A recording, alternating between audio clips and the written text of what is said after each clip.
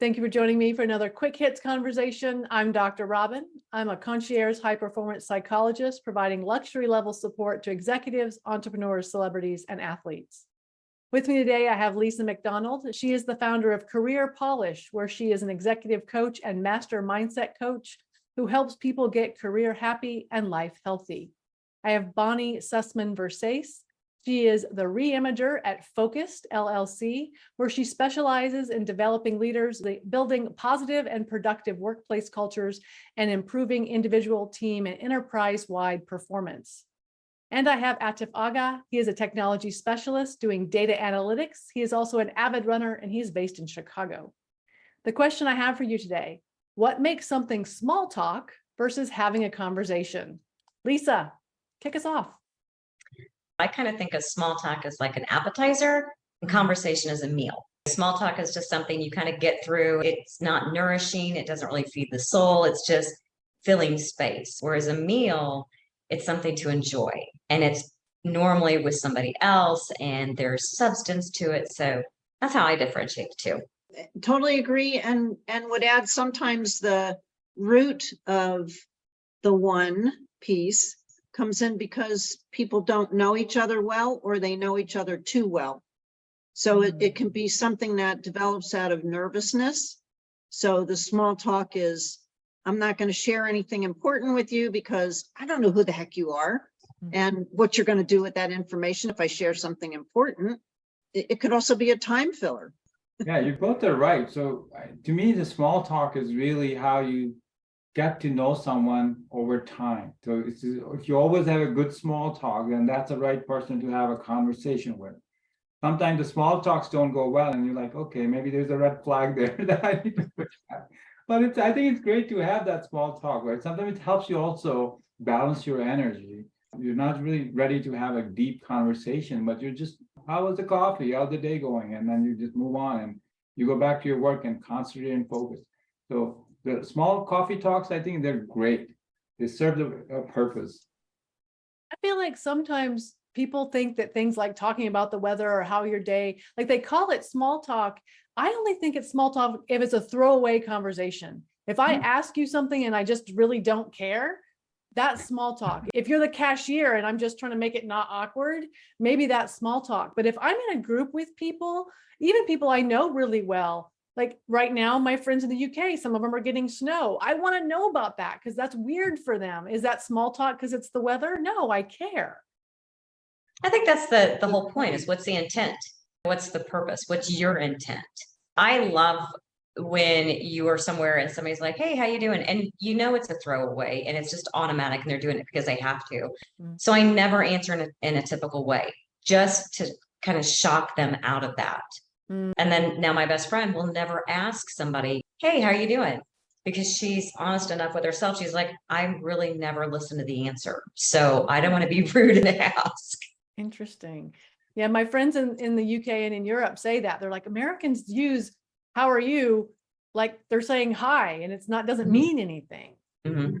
Yeah, we're not expecting an answer or details around it. But I think that's also set that precedence. Most of us want to know a little bit about how you're doing. We're not interested in the detail at that time, but gradually you can learn something more about it. I was just telling you guys, I was at Panera and this is old guy, Bill. I was like, how are you doing? And just ask him. And he's like, oh, I just got my knee replaced and I'm just walking. And he just started talking about it. It was so great. So it was a small talk that started the conversation for 5 minutes. And he told me everything about why he walks short and this and that. So I think sometimes it's a great change of energy. I went in there just thinking about something in my mind, and then I just came out really smiling. So, well, small talk's great. Small talk is something that I never really gave credence to until years later. And I don't think it impaired relationships with the people, especially like on my team. They'd come in the morning and they'd want to chit chat and whatever.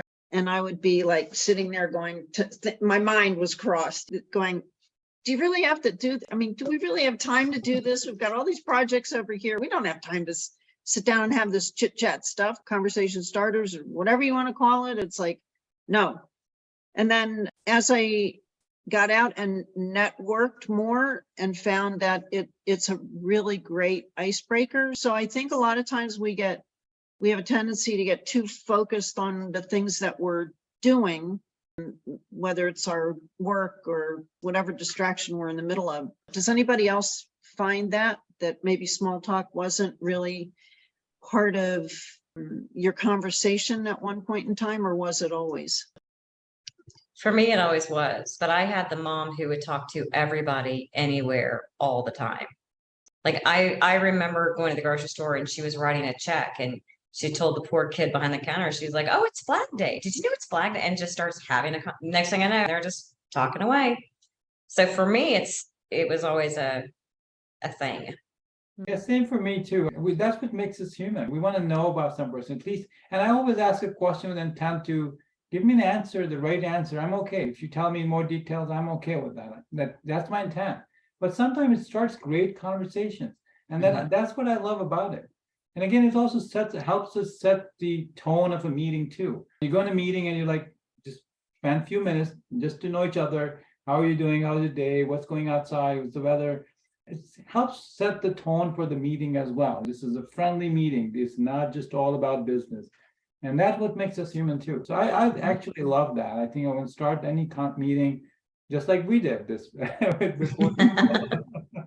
Yeah, before we turn the recording on, we did have a good chat. It's interesting you asked that, Bonnie, because I grew up in a family with a father who was undiagnosed on the spectrum. And so he wasn't very good at social norms. I'm Dutch by heritage, which are known to be very like, get to the point. What do you need? Let's do that. And so I did grow up very good at chit chat just because I am very gregarious, but it was also very discouraged. Like do the work first, chit chat after, which that's how quick hits usually work. I don't know if you've noticed that, but we get on, we do the introductions, we run the quick hits, then I turn it off. And then if people want to chat, that's fine. We did it the other way this time, also fine. Because I have time. I'm not concerned about the time today. But what I've found is that when I reply to an email, I will write here's the answer you need part first, and then go back up to the top of my response and write the friendly chitty chat stuff. Because I am by default work first, chat second. I think we discussed in one of our quick hits as well, how the cultures change. In America, it's all about get to the point, do this. But if you're in a different culture, maybe Japanese culture or some other areas, that would be rude. It's so important to actually greet someone first respectfully, start from that, and then you get to work. It's the same thing in back home where I came from. You have to smile, talk to them a little bit, then you talk about business. You get to business, they're like, I'm not doing business with this guy. I don't like him to start with. Bonnie, how did you change that about yourself? Because it sounds like now you are pretty good at the kind of informal, we're calling it chit chat, but small talk. How did that change for you? I don't know that there was any kind of like a defining moment, because I did grow up in my parents' retail clothing business. So I started to go to work with them when I was old enough to see over the counter. I might have been 8, 9 years old. I was always the gabbard, always the chit chat person growing up. And then eventually in my early 30s, having my own business, it was like, that could have been the moment where things turned. And it was like, I started taking life more. Okay, so there it is. Thank you for helping to bring this out. It was a defining moment, folks. The defining moment was I started taking life more seriously, and too seriously. I got to a point maybe 10 years ago where it's like, what? Life is not just all about this one topic of conversation, so to speak. So I think what I'm hearing us say is that small talk is conversation. It is important, and there's not a delineation between them. Yeah. It's a starter conversation. Yeah. What I don't like is when people ask you a question and they don't even wait for the answer and move on. That's the bad thing. That's not small talk. That's not chit chat. That's saying something with the purpose for the next step. So I don't even consider that small talk. When I bike ride on the path and we're going past somebody and somebody says, "Hey, how are you?" They're Yeah, 20 it's feet gone. away. By the time you turn around, it's gone. It's like, Right, right. yeah, I said Yeah. what I was supposed to say. Exactly. I said the thing. Exactly.